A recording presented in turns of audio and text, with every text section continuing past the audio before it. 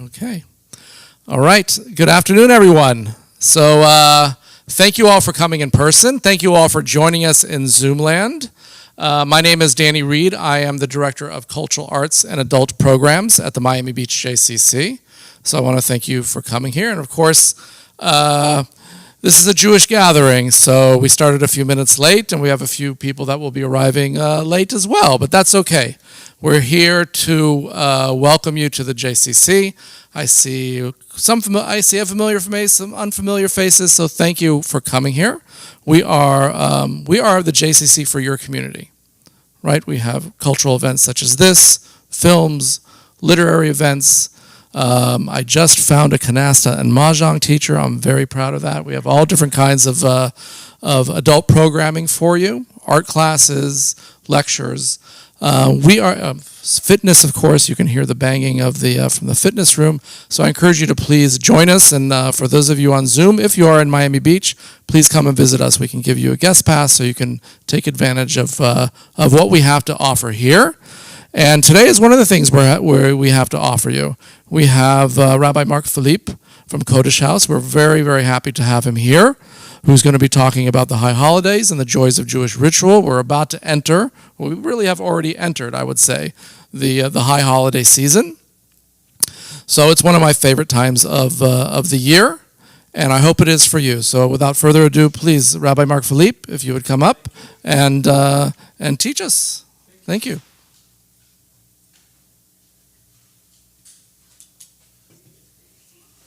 Thank you so much for welcoming me like this at the JCC, a place that I love so much. To begin, and you say it's your favorite, one of your favorite times of the year, and it's really funny because each time there is a holiday, I keep thinking, oh, I like this holiday. It's very special because, but it happens at each season because each season actually brings a special energy that we can tap upon, and this is the beauty of it, is that each season has a different type of energy, and throughout the year, since we are going to talk about rituals or what the rituals that each season brings, we have we have a plethora of different energies to tap upon, and also different directions to direct our minds towards, or to remind us of things that we should do in our life. Anyway, to begin, there is a beautiful nigun, and it's called the Elul Nigun. It's the month of Elul, and we have only a few days before the month of Elul is over, so we can still sing it and take advantage.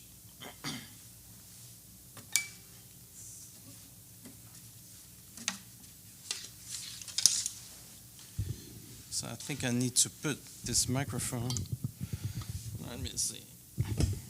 Okay, there. It's going to be good. I think so. As long as I don't hit it, it's good.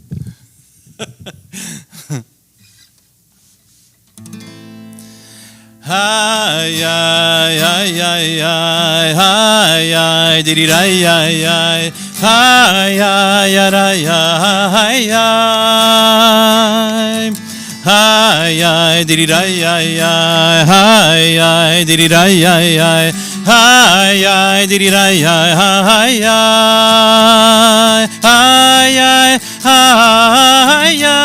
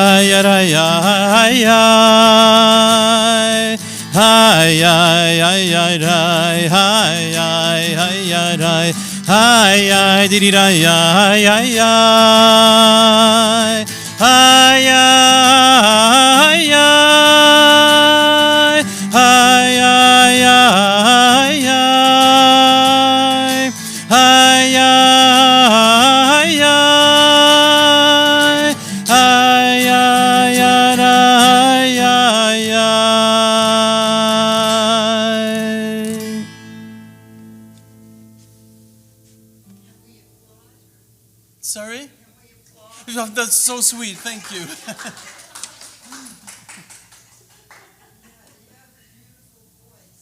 Thank you. All right. So we are supposed to talk about rituals also. And since it's Rosh Hashanah, I don't know if I'm in the camera, it says Rosh Hashanah, the beginning of the new year. And we need to remember that there are more than one new year in the Jewish calendar. And to remind us of different phases and different cycles in our life. But since we talk about the rituals, and there are rituals at each of the holidays, let's go through the calendar and together let's find out which are the energies of each of the holidays, and then we'll have a good idea of the cycle of the year. So we have the month of Tishrei. Let's write it. I'll write it in English.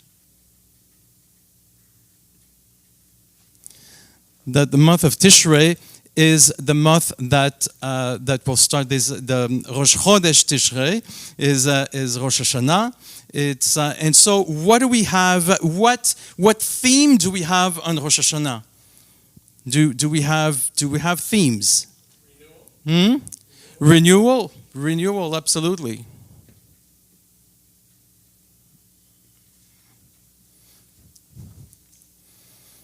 What else? Yes. Reflection.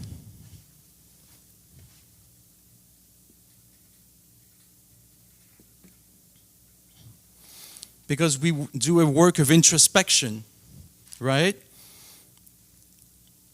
Renewal, because it's the new year. It's also the birthday of the world. You can press the refresh button in your life, which is renewal, newness. We have endless possibilities that we can start with a fresh new start with incredible possibilities for this new year. What else? What is the work that we need to do between our fellow human and our Creator? What do we need to ask from the Creator, and what should we ask for other people, or what should we grant also other people?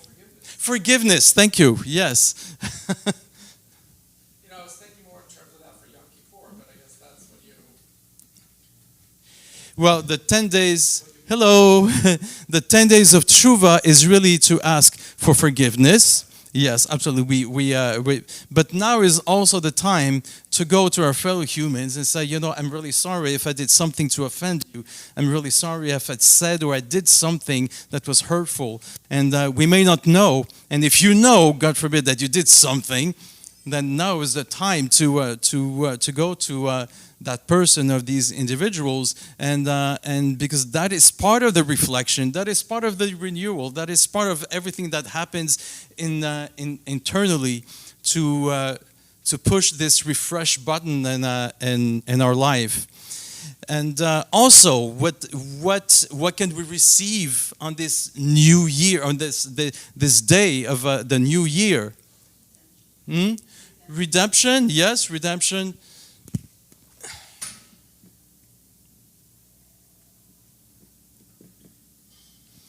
When I talk about Tishrei, it includes Rosh Hashanah, Yom Kippur, and Sukkot. And so Sukkot is also what do we have in Sukkot when we enter the Sukkah? We have closeness. And then the month of Elul is particularly that, and that it's to prepare us for the high holidays, where the Creator is like super, super close to us. It's like low-hanging fruit.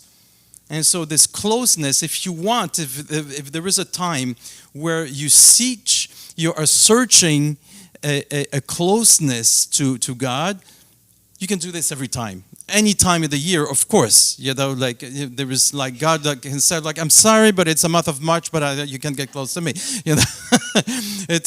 It works any day of the year, except that there is some sort of energy at this very moment that if you are given, if you are looking, if you're doing the work, then you have extra push, extra strength to get close to Hashem.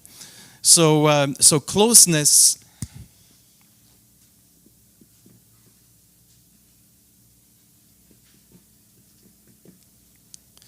And this is reflected in the idea of Sukkot. As you enter the Sukkah, you are protected by the clouds of glory. You are entering like inside the presence of God. We're always in the presence of God, like inside the presence of God. But when you do that in the Sukkah, then suddenly you are mindful about it, and you can actually really feel that. And there's a time of joy, so you bring joy into your life. So there's also joy.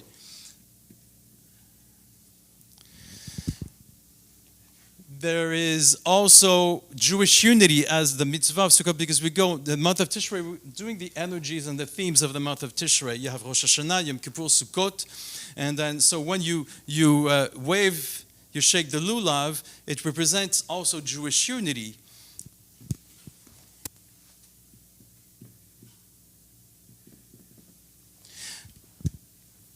So we have many themes that we for the month of Tishrei: renewal, reflection, forgiveness, redemption, closeness to God, joy, happiness, and Jewish unity. We can go on. That's after that you have another month which is interesting. You have Mar Cheshvan.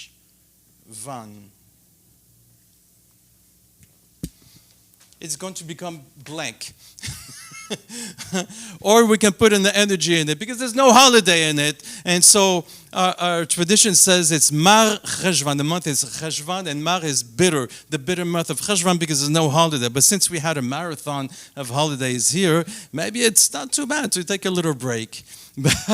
But we can still come up with some sort of energy. There is no special ritual. Here, we're filled with different rituals that connect us to these different energies and to different kavanot of this month. Here, we can actually rest and integrate everything from the previous month, because that's like the month of Elul leading to the month of Tishrei is intense. There is this special energy. There is the entire month of Tishrei, practically filled with holidays. So it's pretty intense. So we do need a time to integrate all this. If you did it properly, the time of introspection and teshuvah and everything, you need time to process all of this. And then you have Kislev and Tevet. They're together. Well, not. I'll tell you why.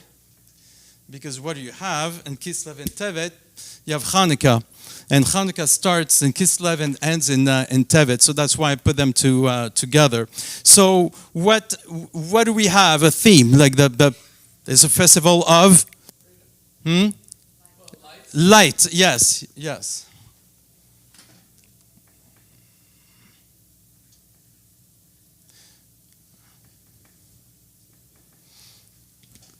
And we celebrate the miracle of light. So we have miracles.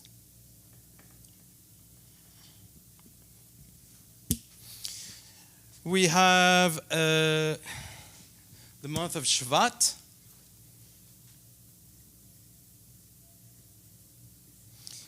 What do we have in the month of Shvat, holiday? Tu B'Shvat. That's a new year for the trees, right? New year for the trees. Oops, sorry. So what energy do we have? we also have the energy of New Year on Tu B'Shvat. So that means you have your renewal. You also have reflection. Forgiveness, it's not really the theme, but what theme do we have for the New Year of the Trees? It's when, not talking about Florida, but in more northern countries, regions, what happens at that time of the year is the sap is coming to come up in the trees, so life will come back. And so, like the trees, like we all know in our tradition, it's a very powerful symbol. What is it? Symbol of life? Transformation.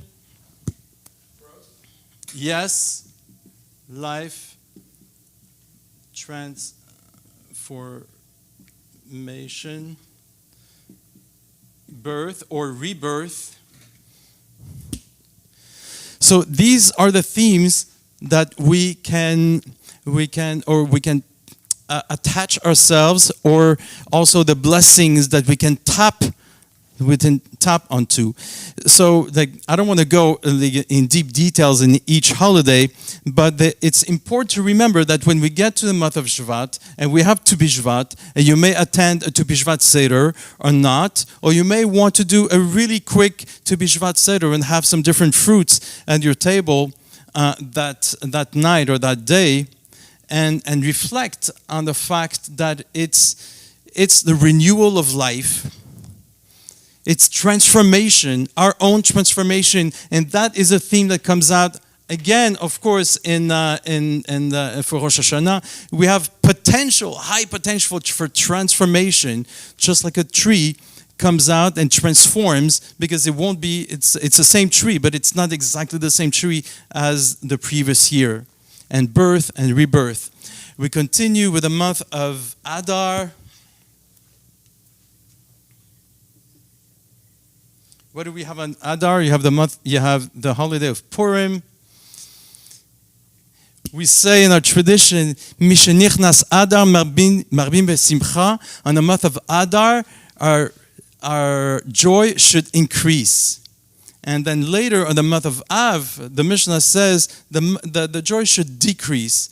It doesn't say that suddenly we should have joy in our life or remove the joy from our life. It says that we have to maintain, even force when we don't feel like it, a certain level of happiness, of joy in our life. Except that in the month of Adar, crank it up really loud, and the month of Av, out of respect, because it's Tisha B'Av, maybe tone it down a little bit, because it's not appropriate. We observe the destruction of the Holy Temple, and there's a lot of implications. So, out of respect for our tradition, we're not going to throw a party in the month of Av. Month of Adar, on the other hand, yes, absolutely, because we attach ourselves to the energy of Adar. And this is like filling up a battery of intense happiness and joyfulness in our life that can last for the whole year, and reminding us to force some happiness in our life, because like it's a basic Jewish concept that we are granted gift of intuition. We even granted gifts of prophecy in our own little level. But that doesn't happen in a state of depression. It just doesn't happen, because it's like two separate rooms, two separate universes. A universe here, a room where you have positive emotions and everything that comes to you, intuition, love, so on and so forth. And the other room where you have depression, but all the negative energies, that's anger, jealousy, depression, everything. You cannot have one foot in one room and the other foot in the other room. It doesn't work this way. There's a wall in between the two. You either walk in one room or the other room. And so this is why when the tradition says, really think about Purim. It's not just a holiday where we get shikkered and we hear the Megillah.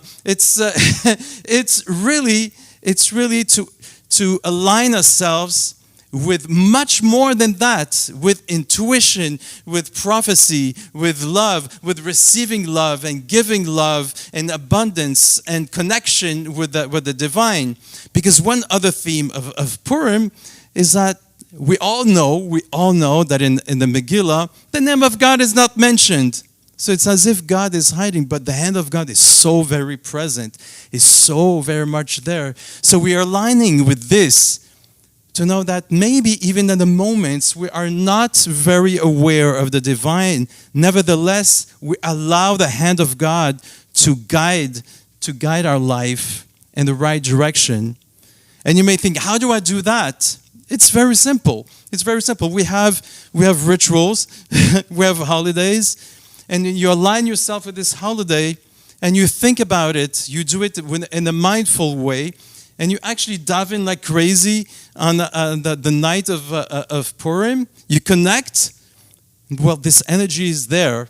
God doesn't forget after that. We may forget, but you just planted something that will grow in your life. We continue with Nisan.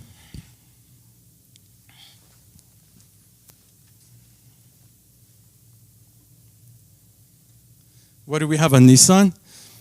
Just after Purim, exactly a month after Purim. Passover, yeah.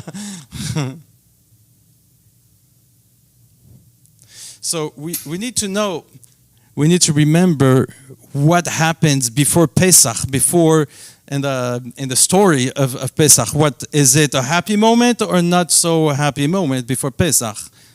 It's not so happy. What leads into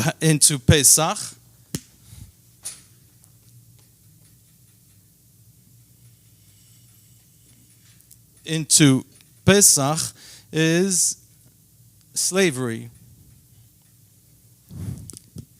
And that's something very important we need to remember. How did redemption happen? So we have also the theme of redemption, which is also here. How did redemption happen?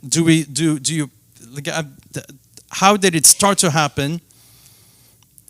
In the Torah, it goes like this: the Bnei Israel cried out to God.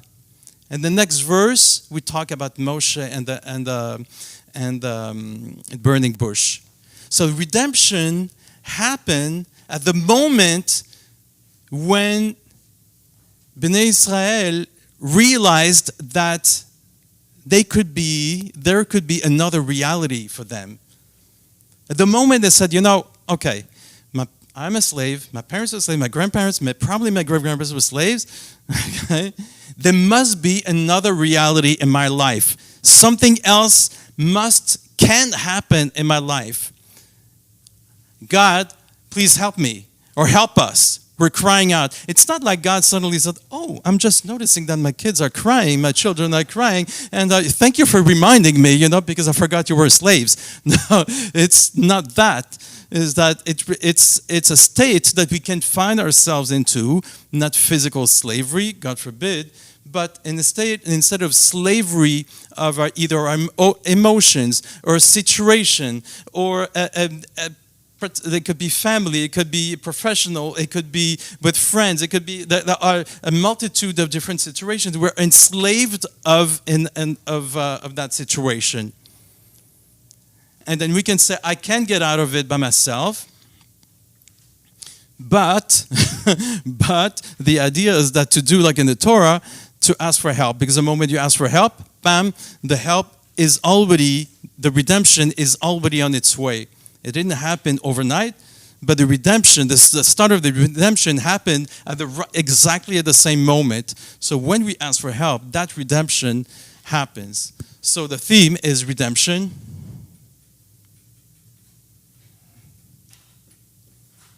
What do we get rid of on Pesach? Chametz, right? Which is ego. We try to work on our ego a little bit to try to, because our ego gets in the way of so many things, so many blessings, so on and so forth. So we try to get rid of our ego in order to align ourselves with blessings, redemption, freedom.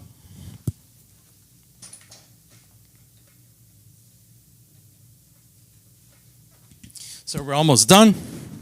It's also a new year. So the month of Nisan is a new year. So we have another year. You have a new year here. You have a new year here. Another new year here. So like you have a lot of many opportunities for renewal and attach ourselves to blessings of newness. Why is Pesach considered a new year? It's Nisan, not Nisan. Yes, yeah. Not Pesach. It's because here you have a different, this is for the seasons. It is a new year. It is springtime also. So it kind of makes sense. You know, we do the cleaning for Pesach, but it's spring cleaning. So it's also a newness. We have Iyar.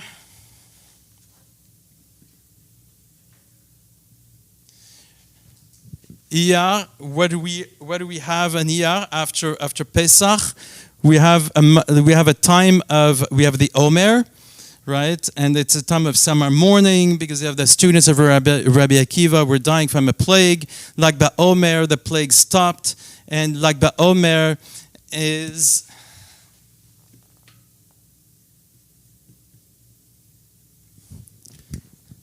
a time of big party, bonfires. So we can attach ourselves again to intense happiness, to rejoicing, but also to light, just like in Hanukkah, and actually more than the light. On Hanukkah, we increase the light in the world. Here we make a bonfire.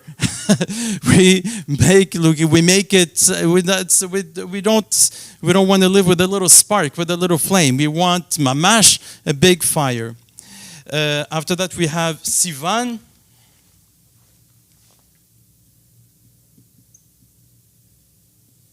You have Shavuot. With Shavuot, you have Revelation. What are we getting on the Shavuot? The Torah.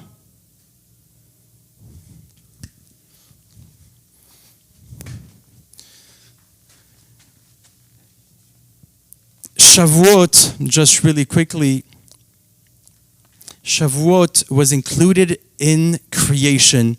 This is the 6th of Sivan. The 6th day of Sivan is Shavuot. Now, when the day we receive Matan Torah, we receive the Torah, we receive the 10 Commandments, and Moshe goes up, and so on and so forth. But you need to know that the receiving of the 10 Commandments, the receiving of the Torah, was actually implanted, was already in creation.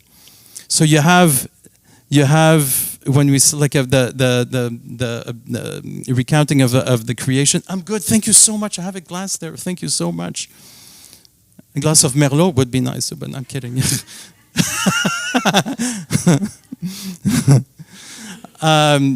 So you have day 1, Yom Echad, which is already interesting, but we're not going to talk about. After that, you have 2nd day, 3rd, 4th, 5th day, and then it says Yom HaShishi, the 6th day. The 6th day. So like the commentators are like, why suddenly, the Torah it makes sense. It's always, if there's a pattern, the pattern repeats. So if you say 2nd, 3rd, 4th, 5th, why suddenly the 6th? And the commentators said, well, yes, because it's the 6th day.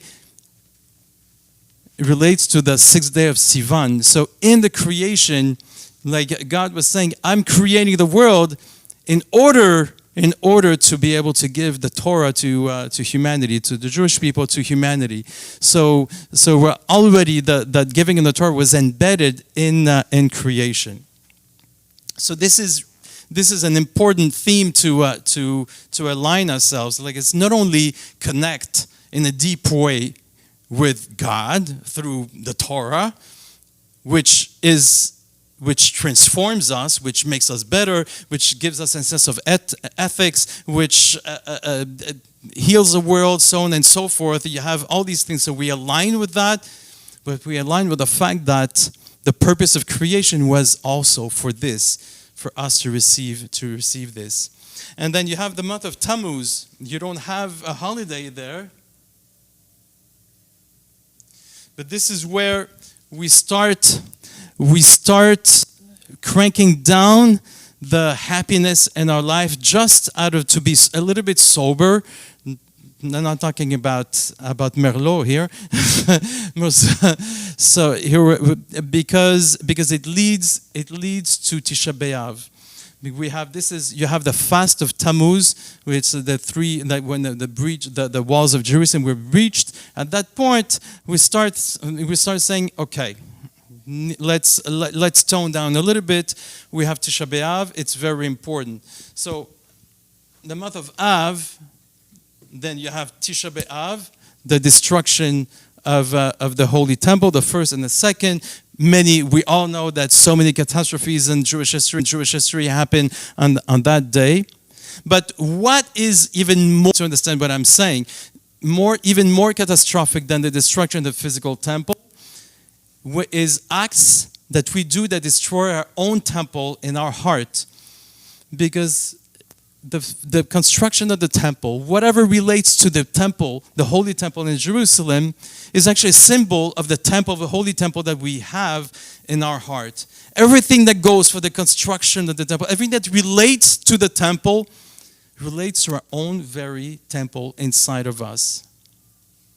So that is very important, and we should cherish it, and we should make sure that the foundation is strong, that there is no crack in the foundation, and the walls don't leak, and that the place is sacred and holy, and we make sure that it's clean and beautiful. All these themes are so very important. And to know that this temple can be destroyed because of sinat chinam, because of baseless hatred just because, the same thing can happen, God forbid, to our own very temple in our heart. So this is what we need to start thinking between the month of Tammuz and the month of Av. And we have all sorts of rituals that are attached to this. You know, we say, okay, let's not party. Let's tone down on liquor. Let's not eat so much enjoyable foods because we need to reflect. There's a time of self-reflection. And Tisha B'Av, I'm going to tell you, for me, Tisha B'Av is a month of the most possibilities. Because in the midst of darkness, one little spark is so bright. In the middle of a cave, if you light a match, it lights up the whole cave. So this is a possibility on the month of Av, when the energy is at its darkest, the heaviest, then one act that brings light, transforms everything, has so much more potential than the rest of the year. Of course, this is not only at that time, it's the energy of that time. So if you concentrate on that, then we make sure that the foundation of our own temple is very strong. Everything is really beautiful. And every act of loving kindness, random act of loving kindness that we perform, has so much more potential to transform the world than the rest of the time. And then you have the month of Elul, which is the month that we are now. We prepare for the high holidays where we align with not only with forgiveness, but we're aligned with the closeness of God. So if we talk about rituals, what do we do during the whole month of Elul, except for Shabbat, the month of Elul? Every morning we blow the shofar. We all know about the shofar. We all know it's supposed like it's a cry and everything. And we'd like to share something that maybe will bring another dimension to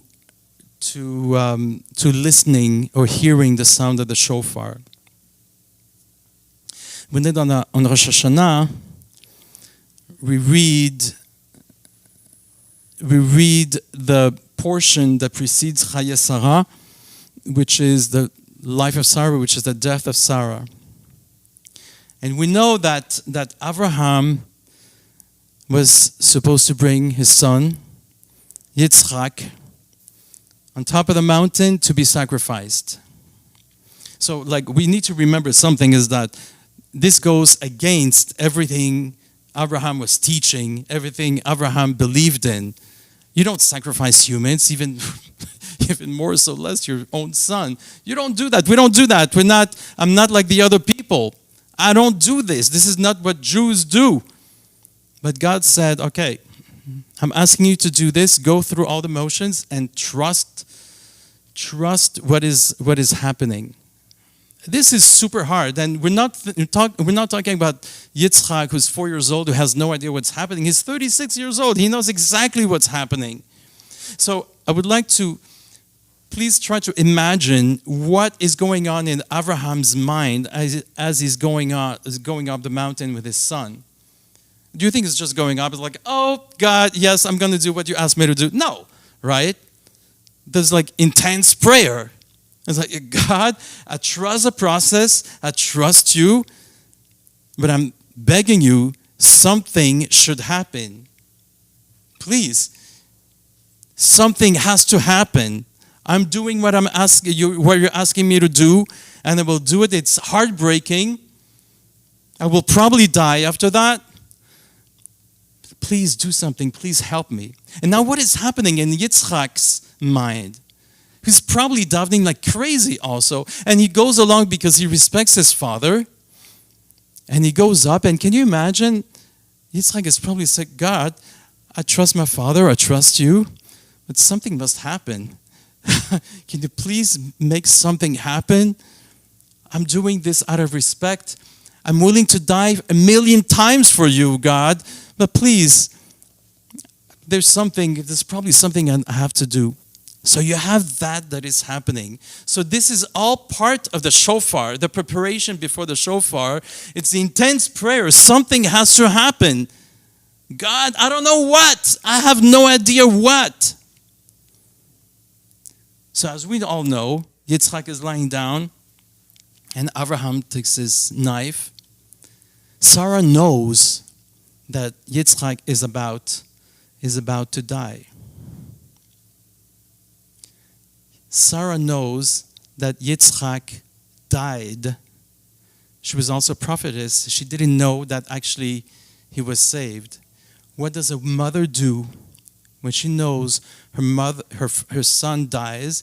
She takes a big breath, but she died. And the scream that should have come out, that's the sound of the shofar. So maybe we can concentrate on this. When we hear the shofar in Rosh Hashanah, we hear prayers, intense prayers, despair, and the scream of Sarah. This is our scream, our primal scream too. We just let it out. But after all, everything was fine.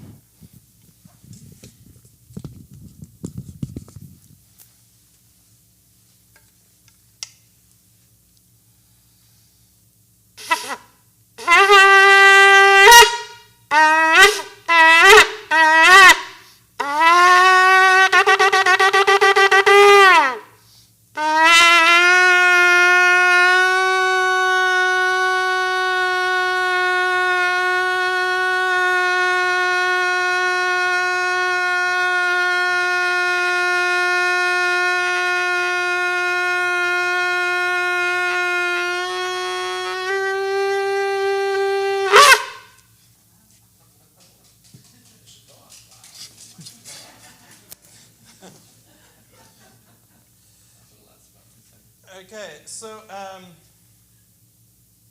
last thing I want to forgive me, it's a word longer than expected.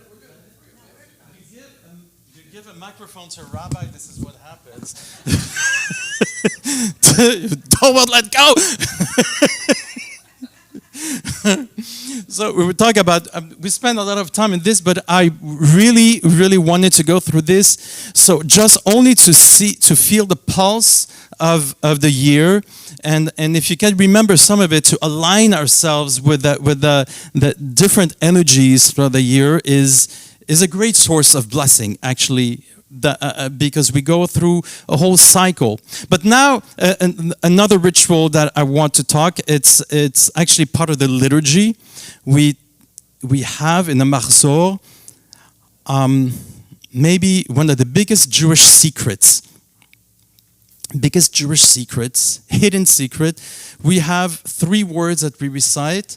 So teshuva, tefillah, tzedakah can annul an evil decree. We need to remember that whatever we put out there, whatever we say, actions that, God forbid, are negative, creates some sort of magnet that attracts more negativity.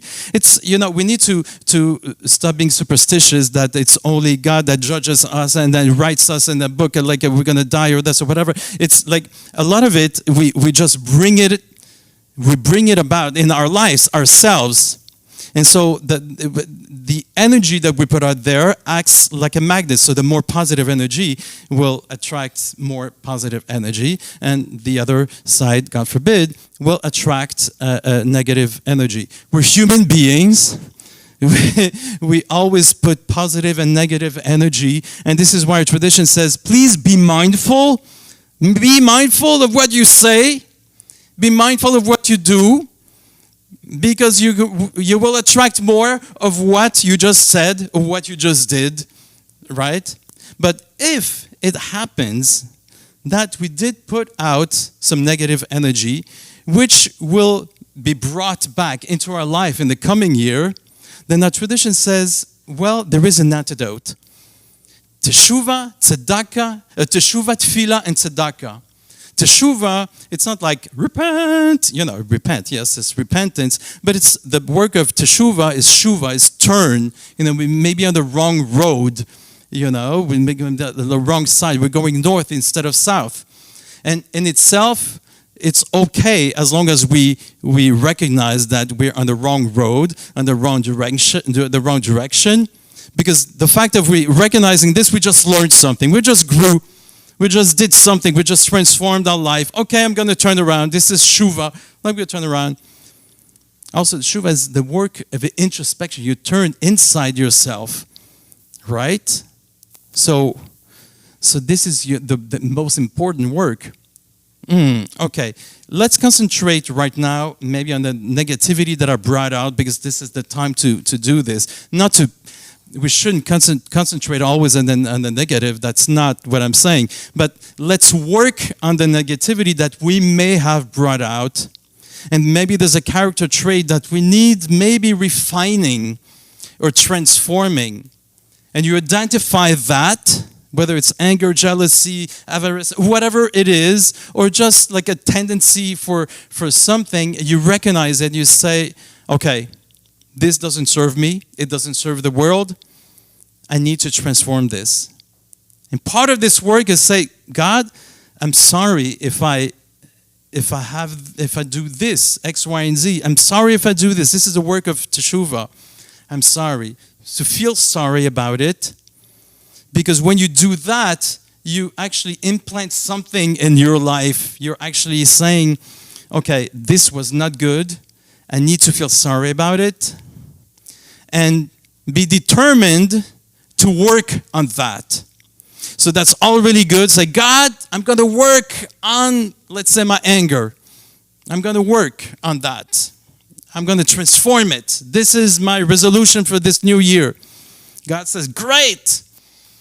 But it's really hard to do this by yourself. So you need to say tefillah. So you need to pray to God. So God, just like remember when Bnei Israel in Egypt, they said there must be another reality. You cry out, at that moment help comes. So now we say to God, you know what? I want to do this, but I can't do it by myself. Please help me. Help me here. And the moment you ask for help, then God grants the help right away.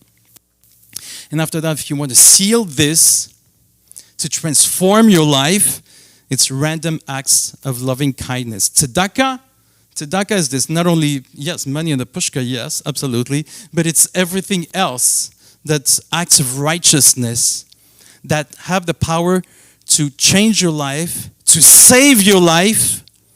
There are so many stories in the Mishnah and the Zohar also of lives that have been saved thanks to an act of loving kindness and forgiveness, and also when you forgive.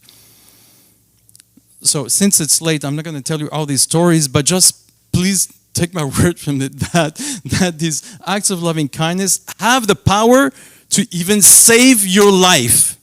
If it's decreed that, God forbid, someone should have an accident or die from X, Y, and Z, but just perform randomly this act of loving kindness, suddenly the life is changed. Our life can change in the blink of an eye, one way or the other. So this is why we go through the whole year, because we need to be mindful of all the energies and be mindful of the energy that put out. And so this is all about Rosh Hashanah. What is our intention right now? What is our intention that we put? It's like all the new years, everything new. The intention that we put is this beautiful seed that will grow really, really quickly. It will grow really quickly. What is our intention for the year? And this is, we still have time to do this, to reflect on this on the month of Elul. Rosh Hashanah is Sunday night. I wish you all to be inscribed in the book of life, for incredible blessings, for miracles, health, success, and togetherness and connection and shefa, abundance in your life. Thank you. Right, we do have, does anybody have, we have a couple minutes. Does anybody have any questions? We also want to share and do a little L'Chaim and have some apples and honey. Does anybody have any questions for Rabbi Marc Philippe? I was so clear. That's It was the explanation on the spot.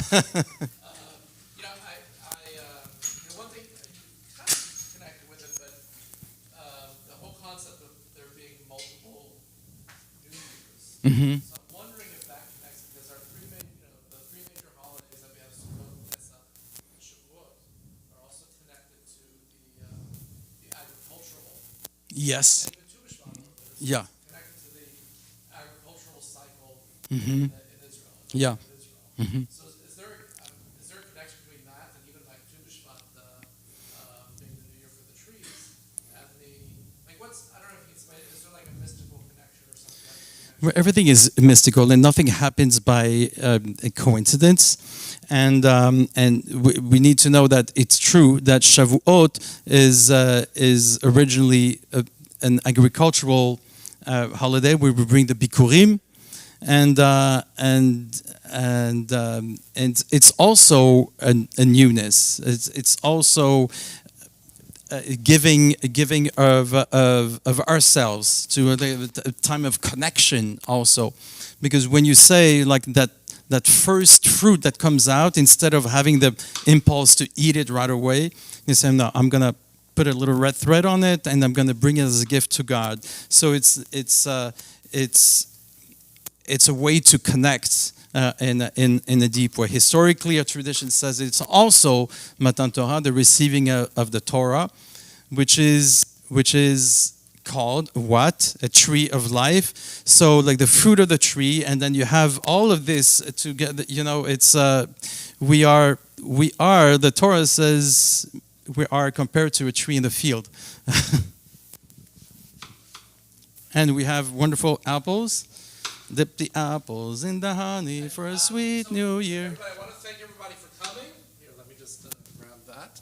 I want to thank everybody for coming. We're going to do, if you want to, please, everyone who's with us virtually, if you can virtually join us, we're going to do a little L'Chaim, have some apples and honey.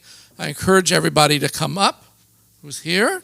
And please stay with us so we can all say the blessings together, even though you're joining us from your homes. I think that would be wonderful. Yeah. Okay? So should we do like a little bit of...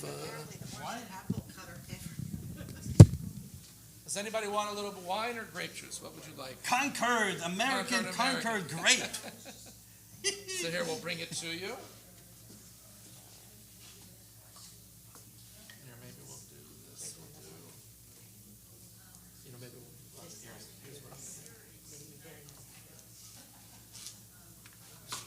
is. And then we'll bring everybody a slice. We can put more, but I don't know how much people want.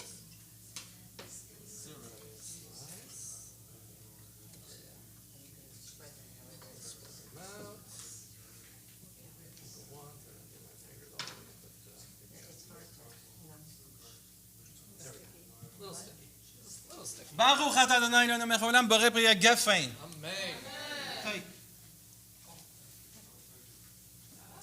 Baruch atah Adonai Eloheinu melech haolam borei peri העץ. Amen. Does anybody want a little bit of Okay. So ladies and gentlemen, well, let me just do this for the people who are watching virtually so we can On the microphone. I know. Ladies and gentlemen, I want to wish you, all of you who are watching virtually, I want to thank you all for joining us. I wish you a sweet and happy new year. Shana Tova, Chag Sameach, and L'Chaim. Should we say Shechianu, Rabbi? Sure. Why not? Yeah, why Why not? not? Sorry. It is the first. Yeah, it's the first thing. Shechianu, V'kiyamanu, V'hiyanu, L'zman Hazeh. Amen. Thank you, and many more. Good afternoon, everybody. Thank you so much for joining us. Thank you. L'Chaim, everybody.